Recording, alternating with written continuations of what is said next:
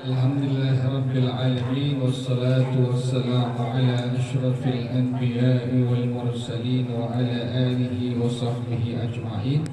Mari para jemaah sekalian, kita akan mulai insyaAllah pengajian tafsir kita Surah Al-Baqarah.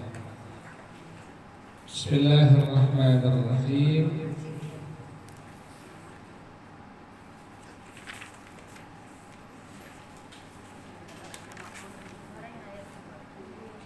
Diulang lagi dari ayat pertama ya.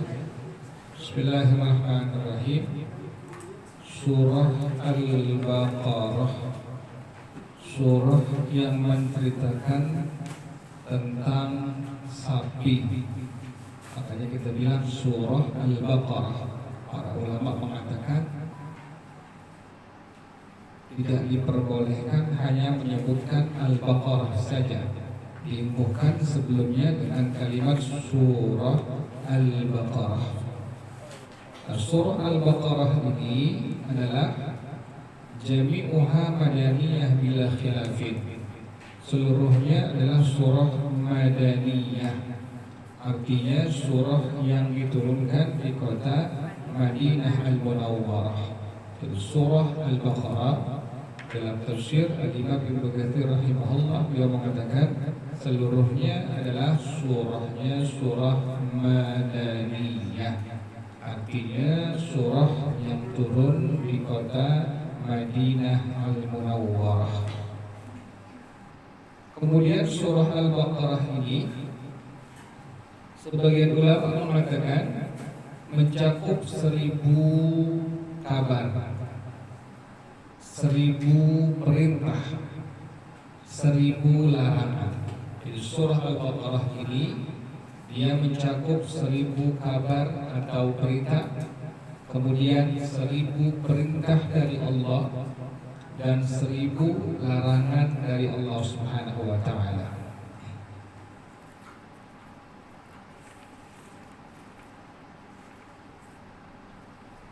Keutamaan tentang surah Al-Baqarah, yang pertama disebutkan oleh Al-Imam Ahmad ibn Hanbal radhiyallahu anhu.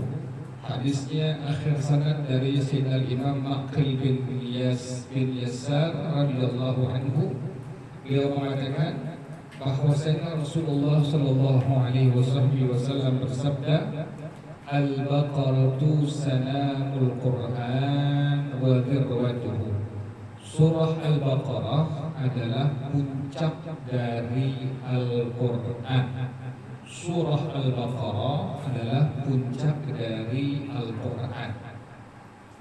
Nazala ma'a kulli ayatin minha thamanuna malakan. Turun bersama setiap ayat dari surah Al-Baqarah, turun bersamanya 80 malaikat. Jadi surah Al-Baqarah, kata Rasulullah sallallahu alaihi wasallam, adalah puncaknya dari Al-Quran. Dan setiap ayat yang turun dari surah Al-Baqarah turun bersamanya 80 malaikat.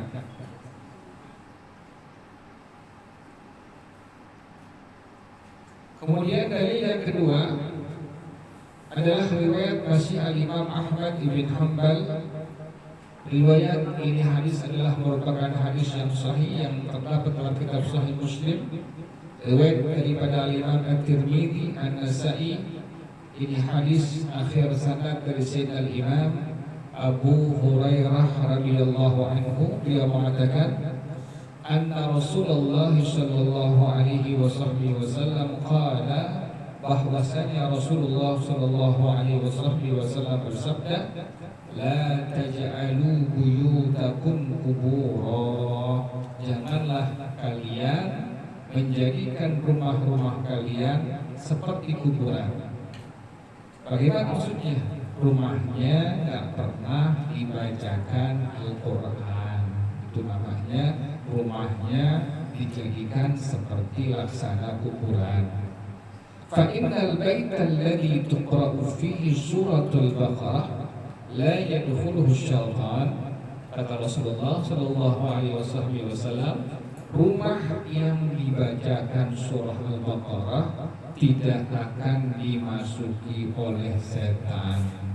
Makanya kita ada kesunahan bila baru pindah rumah atau baru menempati rumah, ini rumah misalnya baru direnovasi atau rumahnya sudah lama kosong, maka di antara surah yang disunnahkan, yang dianjurkan dibaca adalah surah Al-Baqarah.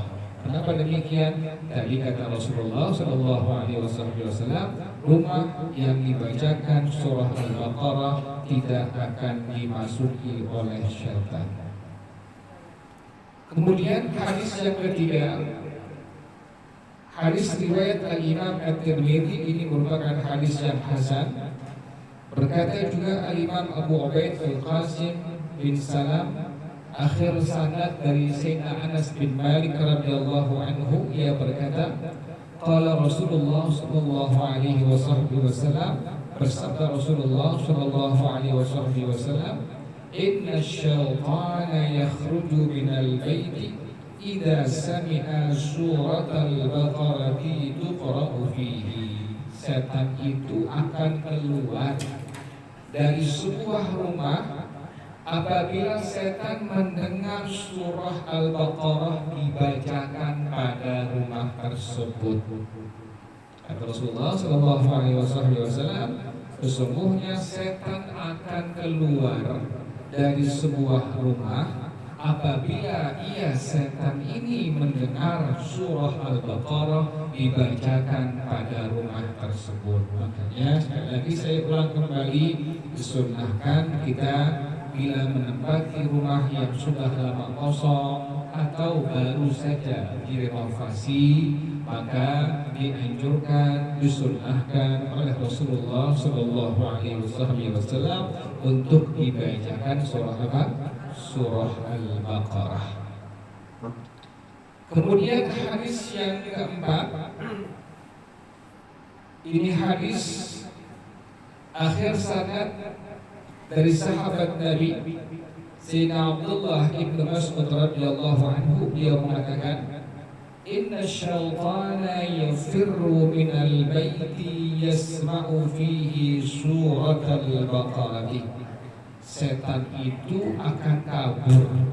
Kalau tadi keluar, ini nggak tanggung-tanggung, bukan keluar lagi, tapi setan kabur. Setan itu akan ngibrit dari rumah yang bila dia mendengar surah Al-Baqarah pada rumah tadi. Kalau tadi cuma keluar doang, ini ada hadis yang lain yang Nabi sampaikan, bukan hanya kabur setan tersebut, tapi bahkan sampai kabur, sampai ngibrit dari satu rumah yang bila mendengar surah Al-Baqarah dibacakan di rumah tersebut. Subhanallah ya. Ini keutamaan diantaranya disunnahkan kita membaca surah Al-Baqarah. Hadis yang kelima adalah dari Sayyidina Abdullah bin Mas'ud radhiyallahu anhu, dia mengatakan, ma min baitin tuqra'u fihi suratul Baqarah illa kharaja minhu syaitanu wa lahu duratun. Tidaklah satu rumah yang dibacakan di rumah tersebut surah Al-Baqarah, kata Rasulullah, kata Sayyidina Abdullah bin Mas'ud radhiyallahu anhu, mereka setan akan keluar langsung dari rumah tadi, maaf, sambil terkentut-kentut. Jadi bukan kabur doang ya, bukan ngibrit doang, bukan keluar, sampai terkentut-kentut, ketakutan sebab dia mendengar surah Al-Baqarah. Jangan lupa, di antara para ulama bahkan ada yang menganjurkan, kalau bisa itu keseharian kita kalau baca Quran juga jangan lupa kita baca surah apa? Surah Al-Baqarah, biar rumah kita steril, biar bersih, tidak ada penghuni selain kita. Karena setiap bangunan, setiap tanah, setiap rumah pasti ada penghuni selain kita. Jadi makanya dianjurkan oleh sebagian ulama, ada yang berpendapat surah Al-Baqarah dibacanya dianjurkan juga setiap hari. Jadi tujuannya agar rumah kita steril, tidak ada setan ataupun jin yang lain-lainnya. Kemudian para jamaah sekalian, kita masuk kepada tafsir daripada surah Al-Baqarah. Bismillahirrahmanirrahim. Alif Lam Mim. Bagaimana tafsir daripada kalimat Alif Lam Mim? Maka di antara para ulama ada yang mengatakan hiya mimma istaghfarallahu bi'ilmihi faraddu ilmaha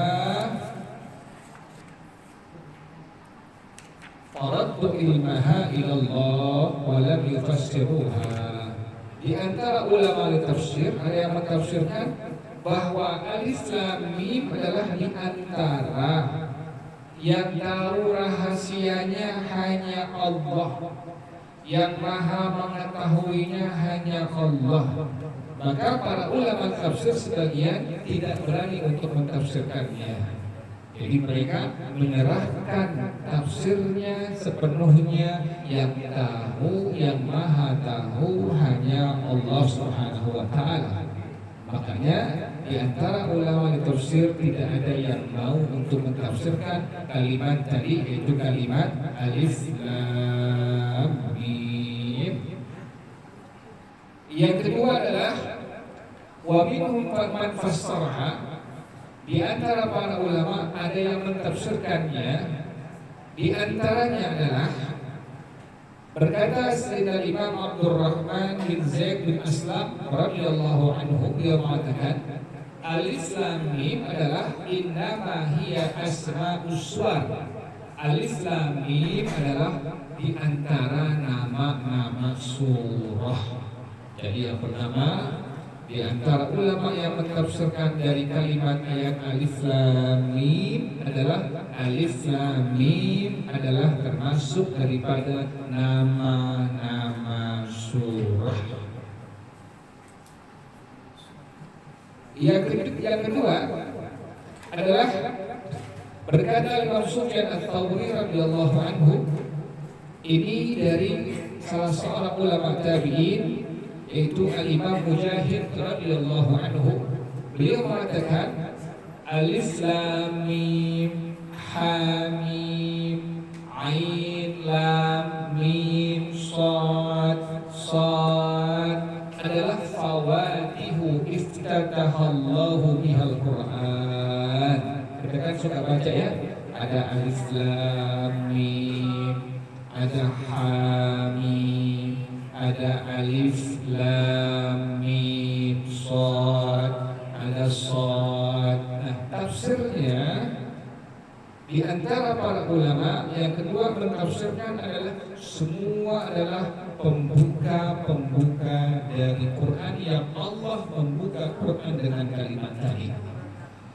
Jadi pertama tadi Alif Lam Mim adalah nama-nama surah.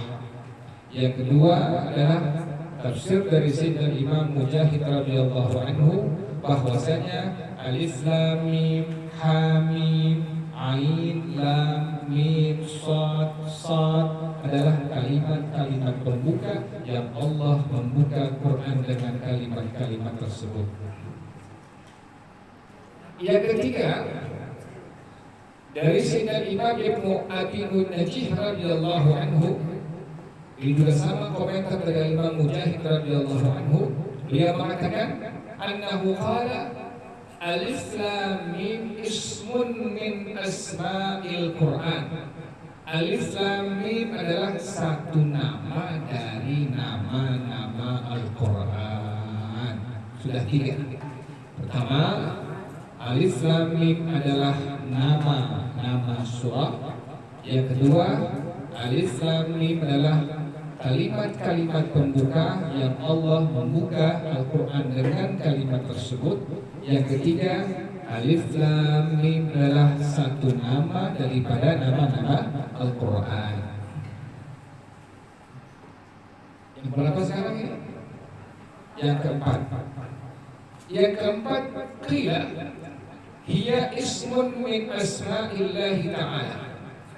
Yang keempat, alif lam mim adalah satu nama dari nama-nama Allah Subhanahu wa taala. Tafsir yang keempat, pada ayat alif lam mim, kalimat alif lam mim adalah ismun min asma'illahi ta'ala, satu nama dari nama-nama Allah Subhanahu wa taala.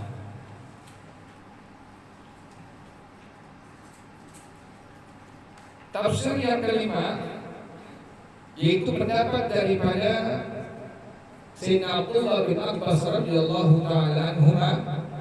Beliau mengatakan alif lam mim ismun min asma'illahil a'zam. Alif lam mim adalah satu nama dari nama-nama Allah yang maha agung. Di antara al-ismul a'zam, nama Allah yang maha agung adalah di antaranya dikomentari oleh, ditafsirkan oleh Sayyidina Imam Abdullah bin Abbas radhiyallahu anhu, yang beliau mengatakan alif lam mim adalah di antara al-ismul a'zam. Sudah 5 ya. Jadi saya ulang kembali. Yang pertama, tafsir dari alif lam mim adalah alif lam mim adalah nama-nama surah. Yang kedua, alif lam mim adalah kalimat pembuka yang Allah membuka Quran dengannya. Yang ketiga, alif lam mim adalah satu nama daripada nama-nama Al-Quran. Yang keempat, alif lam mim adalah satu nama dari nama-nama Allah. Yang kelima, alif lam mim adalah al-ismul a'zam, yaitu nama Allah yang maha agung. Sudah 5 ya. Kemudian yang keenam, sama dari pendapat dari Sayyidina Abdullah bin Abbas radhiyallahu anhu, beliau mengatakan alif lam mim qala anallahu a'lam. Tafsir dari kalimat alif lam mim adalah anallahu a'lamu, saya adalah Allah yang maha mengetahui. Alif lam mim.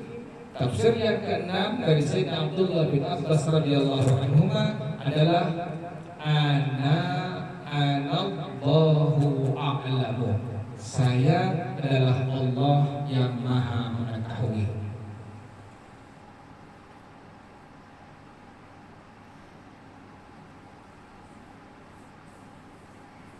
Itulah di antara tafsir dari kalimat alif lam mim.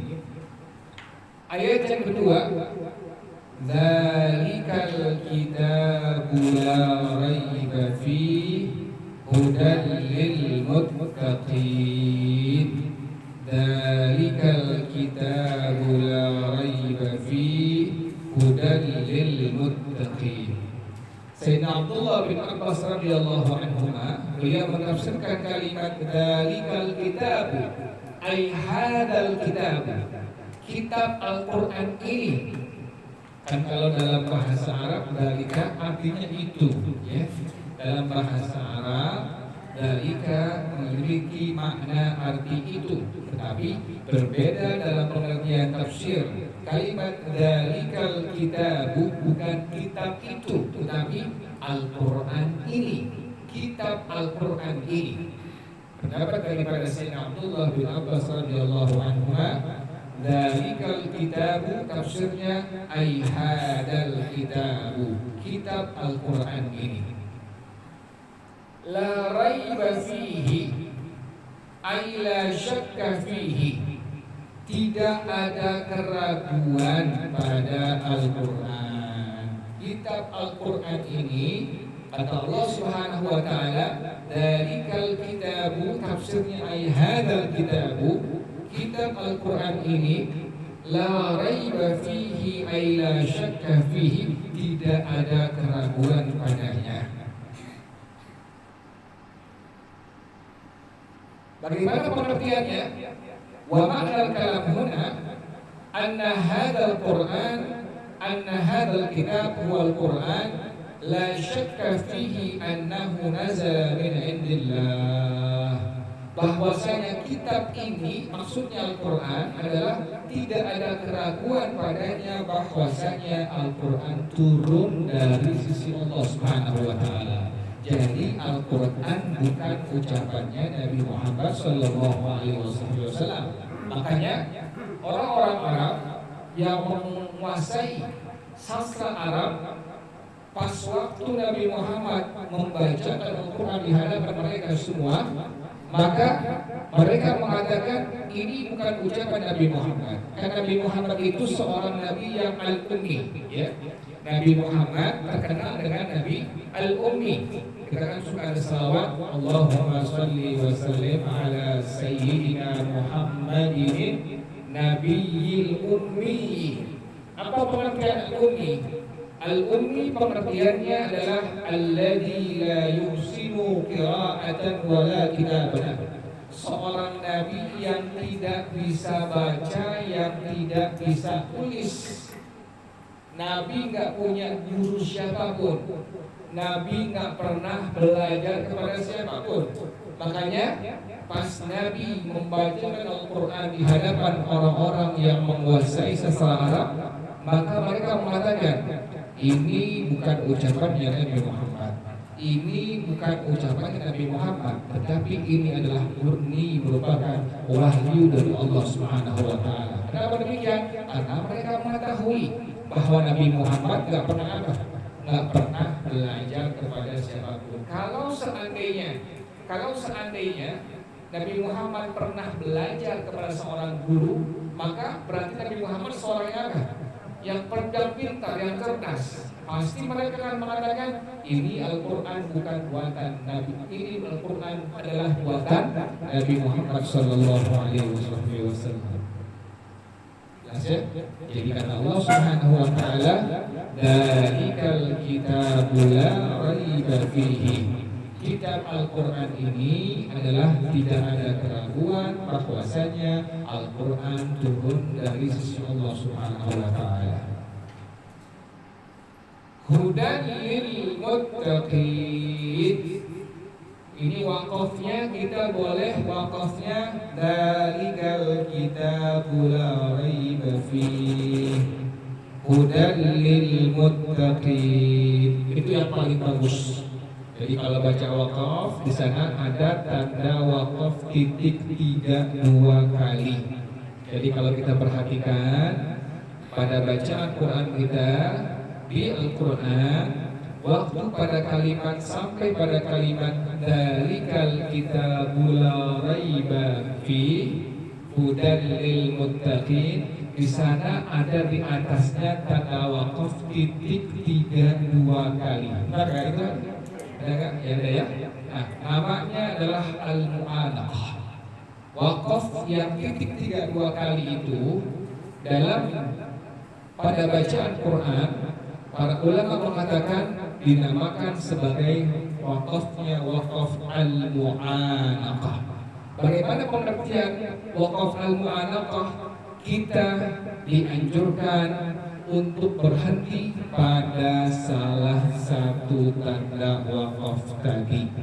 Jadi kalau mau berhenti di la raiba fi silahkan, atau berhentinya pada kalimat hudan silahkan. Tapi yang paling bagus adalah la raib boleh, fihi hudan, atau kita diperbolehkan ambil yang paling bagusnya la raiba fi kemudian hudan lil muttaqin. Jadi kata Allah Subhanahu wa Ta'ala, dzalikal kitabu la raiba fihi hudan lil muttaqin. Al-Quran ini la raiba fihi, tidak ada keraguan padanya bahwasanya Al-Quran turun dari sisi Allah Subhanahu wa Ta'ala. Hudan lil muttaqin, Al-Quran sebagai petunjuk. Petunjuk untuk siapa? Lil muttaqin, untuk al-muttaqin. Siapa al-muttaqin ini? Maka yang pertama, di antara ulama mentafsirkan bahwasanya al-muttaqin, Sayyidina Abdullah bin Abbas radhiyallahu anhuma beliau mentafsirkan alladzina yahdharuna minallahi uqubatahu fi tarki ma ya'rifuna minal huda wa yarjuna rahmatahu fi tasdiqi bima ja'a bih, adalah orang-orang yang sangat berhati-hati terhadap siksaan dari Allah Subhanahu wa taala. Dengan cara apa? Dengan mereka meninggalkan ma ya'rifuna minal huda, bahwasanya mereka enggak mau sampai meninggalkan petunjuk dari Allah Subhanahu wa taala. Yang kedua, mereka sangat berharap rahmatnya Allah Subhanahu wa taala dengan membenarkan setiap ajaran yang datang dari Allah Subhanahu wa taala. Jadi orang-orang yang bertakwa, tafsir yang pertama al-muttaqin, Sayyidina Abdullah bin Abbas radhiyallahu taala anhuma beliau mentafsirkan adalah orang-orang yang sangat berhati-hati terhadap siksaan hukuman dari Allah Subhanahu wa taala. Dengan cara apa? Dengan cara mereka sangat memegang betul petunjuk dari Allah Subhanahu wa taala. Yang kedua, mereka sangat berharap kepada rahmat Allah Subhanahu wa taala. Dengan cara apa? Dengan cara membenarkan setiap ajaran yang datang dari Allah Subhanahu wa taala. Yang pada akhirnya yang haram dijauhkan, yang halal didekatkan, kemudian yang sunnah dikerjakan, yang mubah dikerjakan, yang makruh ditinggalkan. Kenapa demikian? Mereka sangat yakin membenarkan setiap ajaran dari Allah Subhanahu wa taala. Tadilah tafsir yang pertama, bahwasanya al-muttaqin adalah orang-orang yang sangat berhati-hati terhadap hukuman siksaan dari Allah Subhanahu wa taala. Dengan cara apa? Dengan cara memegang sangat maksimal terhadap petunjuk dari Allah Subhanahu wa taala dan berharap terhadap rahmat Allah Subhanahu wa taala. Dengan cara apa? Membenarkan setiap ajaran yang datang dari Allah Subhanahu wa taala. Itulah tafsir yang pertama dari kalimat al-muttaqin. Tafsir yang kedua dari kalimat al-muttaqin, berkata Imam Sufyan Ats-Tsauri radhiyallahu anhu, ini beliau dari Sayyidina Al-Hasan Al-Basri. Kalau seorang ulama tabi'in, Sayyidina Al-Hasan Al-Basri radhiyallahu anhu, beliau berkomentar pada masalah kalimat al-muttaqin, hudan lil muttaqin. Siapa al-muttaqin ini? Maka Sayyidina Al-Hasan Al-Basri radhiyallahu anhu dia mengatakan adalah ittaqau ma harramallahu alaihim wa addu ma farada alaihim. Orang-orang yang mereka menjauhkan diri dari hal-hal yang Allah haramkan. Kemudian yang kedua adalah al-muttaqin, orang-orang yang melaksanakan terhadap sesuatu yang Allah fardukan kepada mereka. Jadi al-muttaqin, tafsir yang kedua, pendapat daripada Sayyidina Al-Hasan Al-Basri radhiyallahu anhu adalah orang-orang yang menjaga diri mereka dari hal-hal yang Allah haramkan. Yang kedua, orang-orang yang melaksanakan hal-hal yang Allah perintahkan, yang Allah fardukan kepada mereka semua.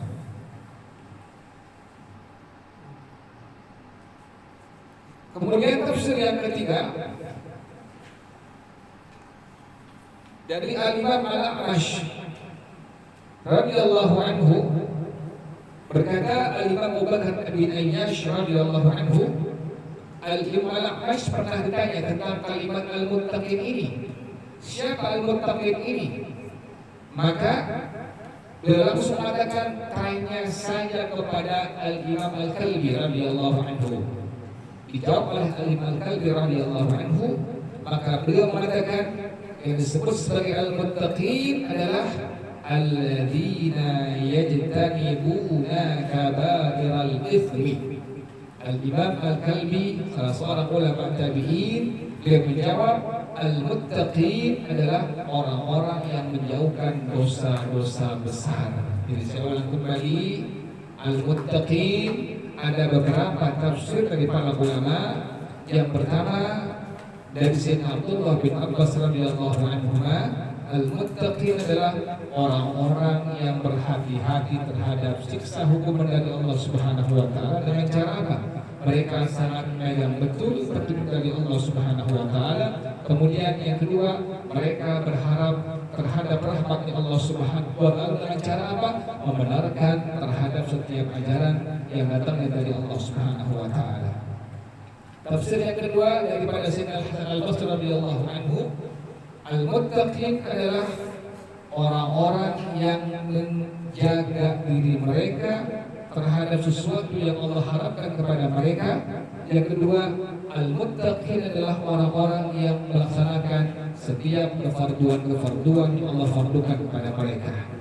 Tafsir yang ketiga dari Imam Al-Kalbi radhiyallahu anhu, yang mengatakan al-muttaqin adalah orang-orang yang menjauhkan diri mereka dari dosa-dosa besar.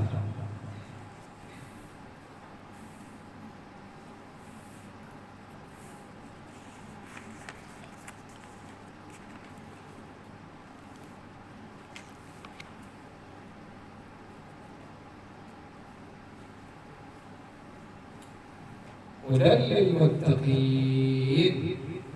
Kemudian para jamaah sekalian, ayat yang selanjutnya, alladzina yu'minuna bil ghaibi. Alladzina yu'minuna bil ghaibi. Al-muttaqin itu siapa? Kata Allah Subhanahu wa taala, alladzina yu'minuna bil ghaibi. Mereka lah orang-orang yang beriman dengan hal-hal yang gaib. Tafsirnya apa? Kalimat bil ghaibi, hal-hal yang gaib ini diantaranya para ulama mentafsirkan dari Al-Imam Abul Aliyah radhiyallahu anhu. Dia mengatakan orang yang al-muttaqin adalah yang pertama orang-orang yang beriman dengan hal-hal yang gaib. Yang gaib itu apa?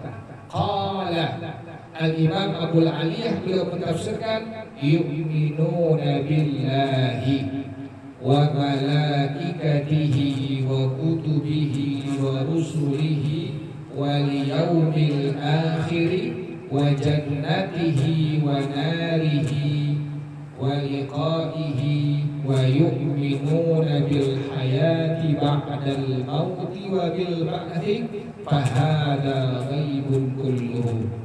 Orang-orang yang beriman dengan hal-hal yang gaib. Bagaimana tafsirnya hal-hal yang gaib? Yang pertama, hal yang gaib adalah mereka beriman kepada Allah. Beriman dengan hal yang gaib pertama, mereka beriman kepada Allah. Yang kedua, mereka beriman kepada malaikat-malaikat. Yang ketiga, mereka beriman kepada kitab-kitab Allah. Yang keempat, mereka beriman kepada Rasul-Rasul Allah.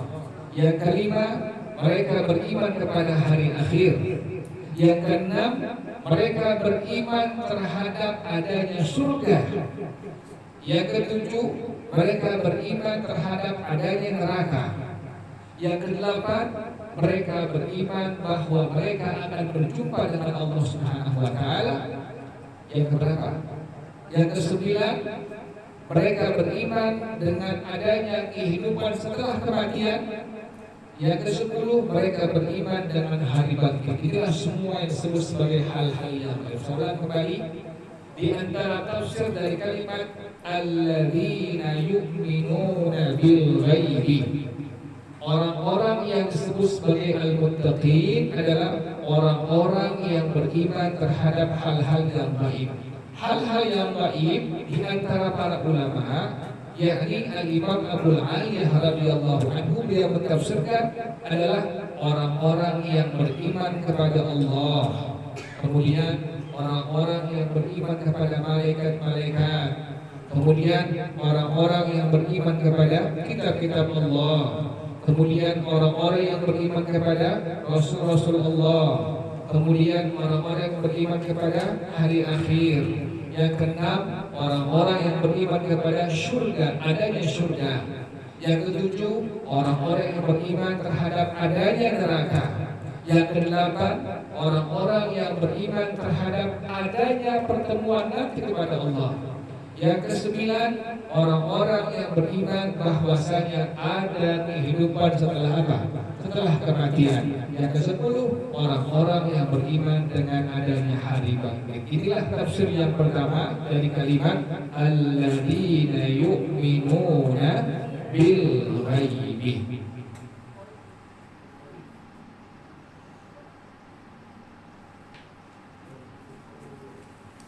Tafsir yang kedua dari Sayyidina Abdullah bin Abbas, dari Sayyidina Abdullah bin Mas'ud radhiyallahu anhu, dan dari beberapa sahabat-sahabat Nabi Muhammad sallallahu alaihi wasallam, beliau mengatakan, apa pengertian alladzina yu'minuna bil ghaibi? Amma al-ghaibu, adapun yang disebut dengan ghaib, hal-hal yang ghaib, fama ghaba 'anil ibadi min amril jannati wa amrin nari wa ma dzukira fil Qur'ani, adalah sesuatu yang tidak nampak oleh mata hamba-hamba Allah. Apa yang tidak nampak oleh mata-mata hamba Allah? Pertama, tentang urusan-urusan surga. Kita cuma dapat kabar dari Al-Quran, dapat kabar dari hadis-hadisnya Rasulullah SAW bahwa surga nanti ada tingkatan-tingkatannya. Kemudian surga nanti di setiap bangunan surga itu mengalir apa? Sungai-sungai. Kemudian ada pepohonannya. Kemudian sungai-sungainya tanpa ada jalan airnya. Kan ini sudah hal-hal yang baik. Kalau di dunia ada sungai pasti ada apa ya? Jalan air. Nanti sampai kita jangan pikir seperti apa keadaan sungai itu. Sungainya itu ada, tapi tanpa ada jalan air. Ada sungai madu, ada sungai arak, ada sungai air biasa, ada sungai susu. Subhanallah itu.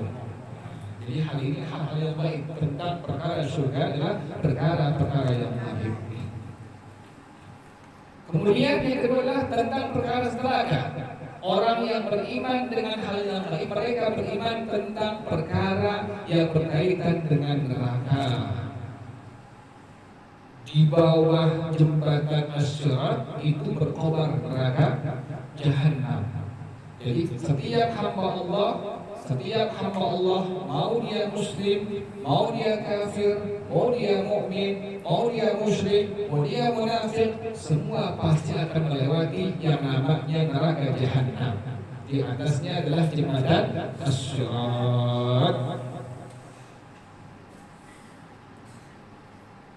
Kemudian orang-orang yang beriman dengan hal yang lain adalah orang-orang yang beriman terhadap semua yang disebutkan oleh Allah dalam Al-Quran. Semua hal-hal yang kita belum pernah lihat dengan mata kepala kita, itu semua disebut sebagai hal-hal yang gaib. Orang yang beriman dengan hal yang gaib tadi, mereka beriman terhadap perkara urusan surga, mereka beriman terhadap perkara urusan neraka, dan mereka beriman terhadap semua hal-hal yang disebutkan oleh Allah Subhanahu wa taala di dalam Al-Qur'an. Sudah berapa tafsirnya?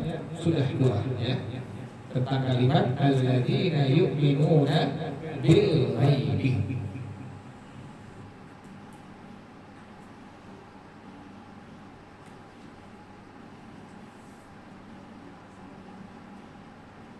Kemudian tafsir yang ketiga, alladzina yu'minuna bil ghaibi, dari Al-Imam Asim radhiyallahu anhu, komentar dari Al-Imam Sufyan Ats-Tsauri.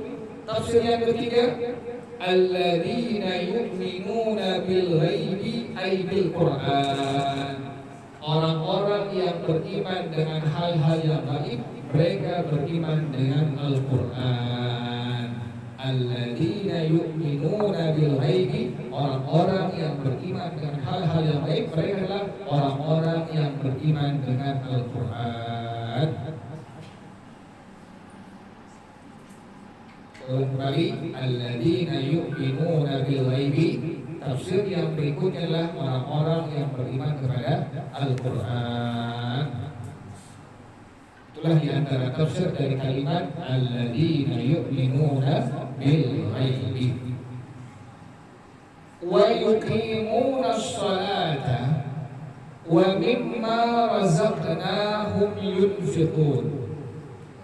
Al-muttaqin adalah yuqimuna sholata wa yuqimuna sholata wa mimma razaqnahum yunfiqun. Sayyidina Abdullah bin Abbas radhiyallahu anhu beliau mentafsirkan alladzina walladzina yang disebut sebagai al-muttaqin wa yuqimuna sholata adalah yuqimuna sholata bi furudiha.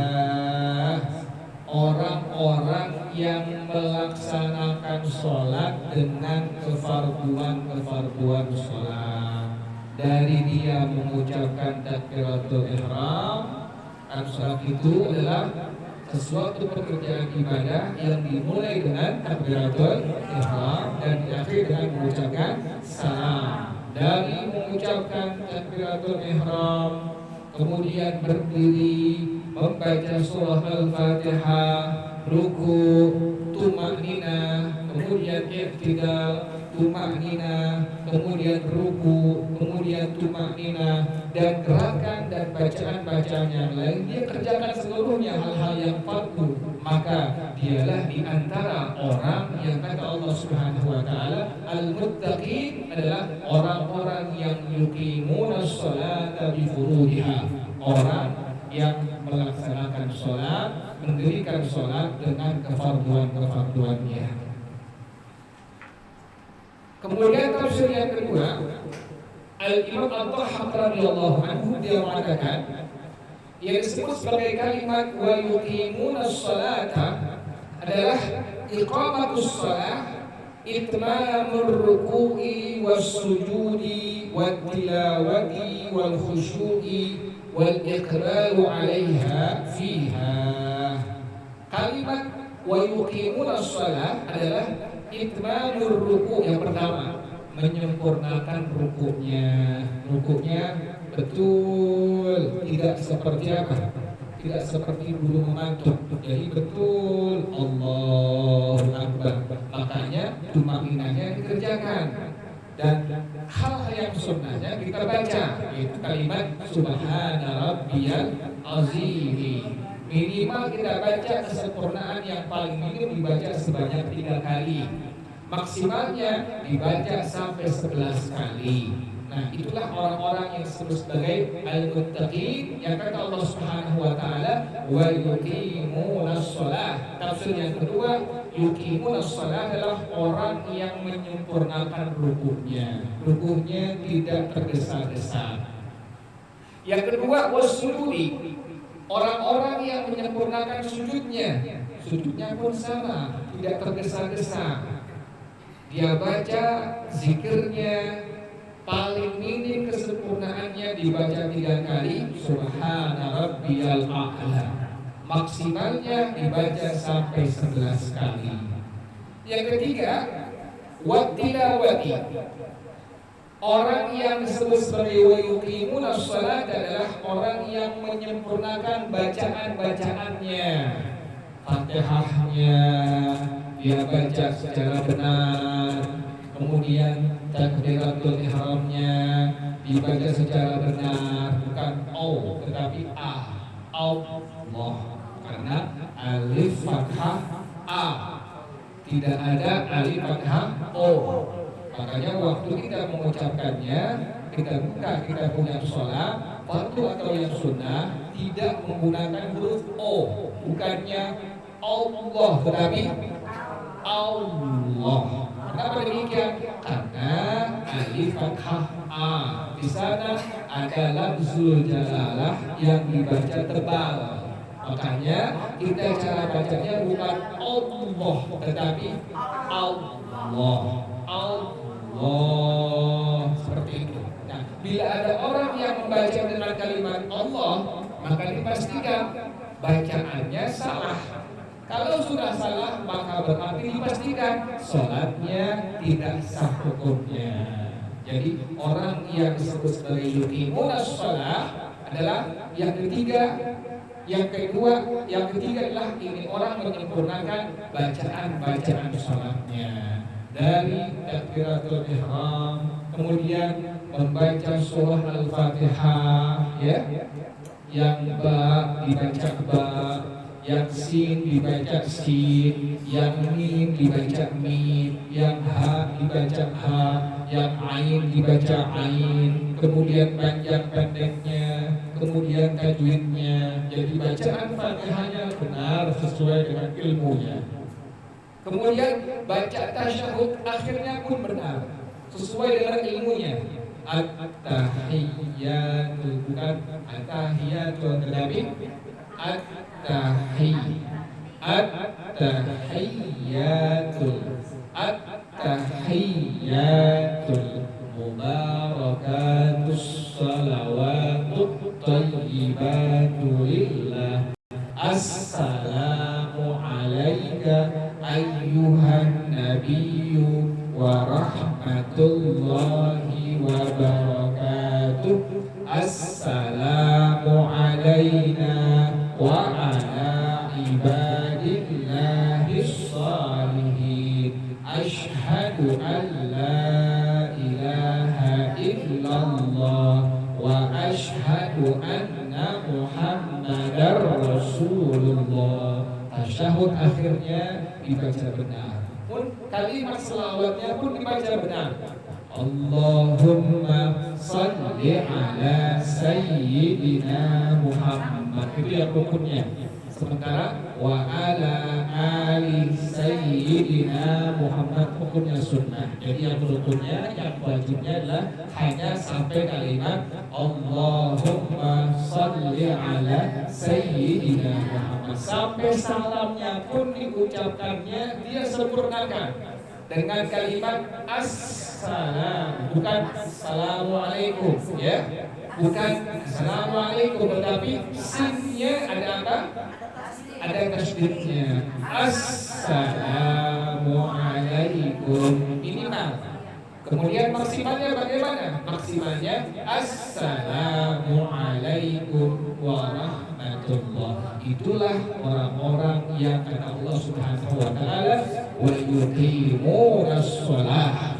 Jadi mereka menyempurnakan rukuknya, kemudian menyempurnakan sujudnya, kemudian menyempurnakan bacaan sholatnya, kemudian wal khusyuk. Mereka menyempurnakan khusyuknya. Khusyuk itu kita tidak bisa full. Untuk ukuran kita tidak bisa full. Minimal khusyuk kita. Yang pertama, waktu kita mengucapkan takbiratul ihram. Yang kedua, khusyuk kita waktu kita mengucapkan surah Al-Fatihah sampai pada kalimat iyyaka na'budu wa iyyaka nasta'in. Jadi Al-Imam Al-Ghazali rahimahullah, beliau memberikan kiat khusyuk kita sebagai orang awam tidak bisa utuh secara full dari awal sholat sampai kita mengucapkan salam. Kan pasti ada nggak pikiran macam-macam? Kita udah khusyuk dari awal, mikirin rumah, mikirin yang hal-hal yang tadi nggak dipikirkan semuanya. Nah, ini bagaimana cara kiatnya? Tadi Al-Imam Al-Ghazali rahimahullah beliau berikan kiat khusyuk itu pada 3 tempat saja. Yang pertama pada waktu kita mengucapkan takbiratul ihram. Yang kedua pada waktu membaca Al-Fatihah sampai pada kalimat iyyaka na'budu wa iyyaka nasta'in. Yang ketiga pada waktu kita membaca tasyahud akhir sampai pada kalimat assalamu alayka ayyuhan nabiyyu wa rahmatullahi wa barakatuh. Ada at-tahiyyatul mubarakatus salawatut thayyibatu lillah. assalamu alaika. Pas sampai kalimat assalamu alaika ayyuhan nabiyyu wa rahmatullahi wa barakatuh, khusyuk kita di sana. Jadi ini minimal khusyuk kita ada pada 3 tempat tersebut. Yang pertama tadi pada waktu kita mengucapkan takbiratul ihram, yang kedua pada waktu baca Fatihah sampai pada kalimat iyyaka na'budu wa iyyaka nasta'in, yang ketiga pada waktu membaca tasyahud akhir sampai pada kalimat assalamu alayka ayyuhan nabiyyu wa rahmatullahi wa barakatuh. Jadi kalimat yuqimunas shalah tadi yang pertama saya ulang kembali adalah orang-orang yang menyempurnakan rukuknya. Yang kedua orang-orang yang menyempurnakan sujudnya. Yang ketiga orang-orang yang menyempurnakan bacaan-bacaan salatnya. Yang keempat orang-orang yang menyempurnakan khusyuknya. Yang kelima orang-orang yang bersungguh-sungguh pada waktu melaksanakan sholatnya. Jadi nggak males-malesan sholatnya ya. Orang yang males-malesan sholatnya dialah orang munafik. Rasulullah SAW kalau pengen lihat perbedaan antara orang muslim, mukmin dan munafik, lihat pada waktu dia sholat. Bila ada orang yang sholat dia bermalas-malasan, dia tidak bersungguh-sungguh, dia tidak bersemangat, maka dipastikan dialah termasuk di antara orang-orang munafik. Jadi kalimat yuqimunas shalah para ulama mentafsirkan di antaranya adalah orang-orang yang bersungguh-sungguh, artinya mereka maksimal pada waktu melaksanakan sholat baik yang fardhu atau yang sunnah. Wallahu a'lam bishawab. Silakan mungkin ada pertanyaan.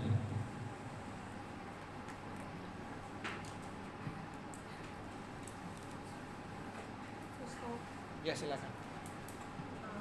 Itu kan nomor yang dibacakan surat Al-Baqarah kan setannya. Iya. Kalau misalnya sekali murotal gitu gimana? Iya. Jadi bagaimana kalau seandainya bukan kita yang baca, tetapi lewat handphone misalnya, lewat WhatsApp misalnya, tidak apa-apa. Tapi lebih bagusnya yang membacanya langsung orang yang memiliki rumah tadi. Lebih bagusnya. Kenapa demikian? Pertama, lebih ikhlas. Yang kedua, lebih fokus membacanya.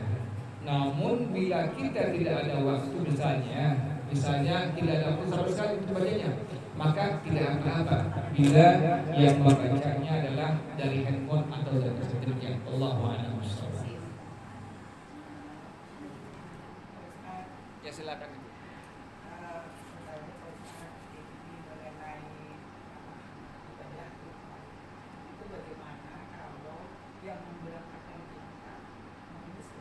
Iya, iya. Uangnya, jadi uangnya. Iya, iya. Iya. Nah, bagaimana hukumnya ada yang berangkat dari umroh bahkan haji misalnya? Kita berangkat haji umroh, tapi yang memberikan uangnya agar kita berangkat adalah orang muslim. Apakah diperbolehkan? Ya, diperbolehkan, tidak apa-apa. Diperbolehkan, tidak apa-apa. Selama kita meyakini berbaik sangka non-muslim tadi adalah benar uang yang diberikan kepada kita untuk sholat ibadah haji atau umrah, memang kita tahu dari hasil kerja dagang usaha yang halal, tidak apa-apa. Silahkan ambil uangnya, setorkan untuk ibadah haji umrah. Namun bila kita mengetahui non-muslim ini dia memiliki usaha kerjaan dagang yang Allah haramkan, lebih bagusnya jangan kita terima. Karena demikian setiap ibadah artinya hubungan kita langsung kepada Allah Subhanahu wa taala yang Maha Suci. Makanya kita wajib untuk sesuatunya harus yang suci, yang bersih dari hal-hal yang Allah haramkan. Jadi tadi bila kita mengetahui muslim ini dia usahanya halal, dagangnya halal, kerjaannya halal, kemudian dia berbaik hati kepada kita. Ibu ini ada uang, saya memberikan hadiah kepada ibu sebagai hadiah umrah atau haji. Ibu ambil silahkan setor untuk umrah atau haji dan diperbolehkan pada hukum syarat. Demikian, wallahu a'lam bishawab. tadi Bapak. Iya, silakan. Ustaz, Ya, silakan. tadi yang khusyuk, masalah khusyuk itu batasannya gimana? Apa tidak ingat sama sekali? Apa bagaimana itu Ustaz? Iya. Hmm. Khusyuk artinya kita fokus. Khusyuk artinya kita fokus. Fokus terhadap bacaan atau gerakan ibadah yang kita lakukan. Jadi kalau kita sampai khusyuk betul, kita orang tidak bisa. Ukuran kita sebagai orang awam, jadi kalau sampai khusyuk betul, kita orang tidak akan bisa. Kayak tadi minimal kita fokus pada bacaan yang kita baca, hati kita fokus pada bacaan yang kita baca, atau gerakan yang kita kerjakan. Tadi 3 poin saja. Tadi pada waktu kita membaca takbiratul ihram, yang kedua pada waktu membaca Al-Fatihah sampai pada kalimat Iyyaka na'budu wa iyyaka nasta'in. Yang ketiga pada waktu membaca tasyahud akhir sampai pada kalimat Assalamu alayka ayyuhan nabiyyu wa rahmatullahi wa barakatuh. Jadi kalau misalnya kita harus fokus full maksimal, kita tidak akan mampu. Kenapa demikian? Yang mampu hanya para rasul, para nabi, terutama adalah Rasulullah Shallallahu Alaihi Wasallam. Para wali saja nggak mampu. Kasih Allah saja tidak mampu untuk khusyuk secara full dari awal sampai akhir. Mereka nggak mampu. Kecuali adalah para nabi, para rasul. Demikian Allahu a'lam bishawab. Tapi Ustaz, diterangkan wanunazzilu minal Qur'an Ma huwa ma huwa syifa, itu gimana implementasi? Iya. Praktek. Al-Quran itu adalah syifa, penawar dari obat zahir, obat batin, obat untuk penyakit zahir dan obat penyakit batin. Karena Rasulullah SAW afdalud dawa Al-Quran atau khairud dawa Al-Quran. Obat yang terbaik adalah membaca Al-Quran. Bagaimana pengertiannya? Penyakit zahir, penyakit batin itu adalah obat yang paling terbaik, yang paling bagus adalah tidak lain membaca Al-Quran. Sampai ada seorang dokter muslim melakukan penelitian. Dia memiliki satu penelitian, ada seorang pasien yang membaca Al-Quran pada waktu sakitnya, diteliti, kemudian langsung diteliti, ternyata dari setiap huruf yang dibaca oleh pasien tadi, yang dibaca, maka ada efeknya. Apa efeknya? Setiap kuman, setiap bakteri, setiap daripada parasit yang ada pada tubuh pasien ini, waktu Al-Quran dibacakan, mereka semua tidak ada aktivitas sama sekali. Subhanallah. Jadi ada penelitian dari seorang dokter muslim demikian, bahwasanya setiap ayat yang dibaca oleh orang yang sehat atau yang sakit apalagi tadi, maka membuat tidak aktif dari kuman, dari bakteri, dari parasit yang mereka memang sedang menderitanya. Demikian wallahu a'lam bishawab. Silakan. Al-Fatihah. A'udzu billahi minasyaitonir rajim. Bismillahirrahmanirrahim. Alhamdulillahirabbil alamin arrahmanir rahim maliki yaumiddin. Iyyaka na'budu wa iyyaka nasta'in. Ihdinas siratal mustaqim. Shiratal ladzina an'amta 'alaihim ghairil maghdubi 'alaihim waladdallin. Amin. Bismillahirrahmanirrahim. Alhamdulillahirabbil alamin. Hamdan yuwafi ni'amahu wa yukafi'u mazidah. Ya Rabbana lakal hamdu kama yanbaghi li jalali wajhika wa li 'azimi sultanik. Subhanaka la nuhsi thana'an 'alaika anta kama athnayta 'ala nafsika. Falakal hamdu hatta tardah wa lakal hamdu idza radita wa lakal hamdu ba'da ridha. Allahumma salli wa sallim 'ala sayyidina Muhammad wa 'ala ali sayyidina Muhammad. Ya Hayyu ya Qayyum ya Badi'as samawati wal ard. Allahumma ihdina bihudak waj'alna mimman yusari'u fi ridhak wa la tuwallina waliyan siwak wa la taj'alna mimman khalafa amraka wa asar. حسبنا الله ونعم الوكيل ولا حول ولا قوة إلا بالله العلي العظيم ربنا تقبل منا إنك أنت السميع العليم وتب علينا إنك أنت التواب الرحيم ربنا آتنا في الدنيا حسنة وفي الآخرة حسنة وقنا عذاب النار يا ذا الجلال والإكرام يا أرحم الراحمين. Ya bersama-sama Rabbi ighfirli wa liwalidayya warhamhuma kama rabbayani shaghira. Rabbi ighfirli wa liwalidayya warhamhuma kama rabbayani shaghira. Rabbi ighfirli wa liwalidayya warhamhuma kama rabbayani shaghira. وصلى الله على سيدنا محمد وعلى آله وصحبه وسلم. سبحان ربك رب العزة عما يصفون وسلام على المرسلين والحمد لله رب العالمين. Baca bersama-sama Subhanakallahumma wa bihamdika asyhadu an la ilaha illa anta astaghfiruka wa atubu ilaik. Hadanallahu summa assalamu alaikum warahmatullahi wabarakatuh.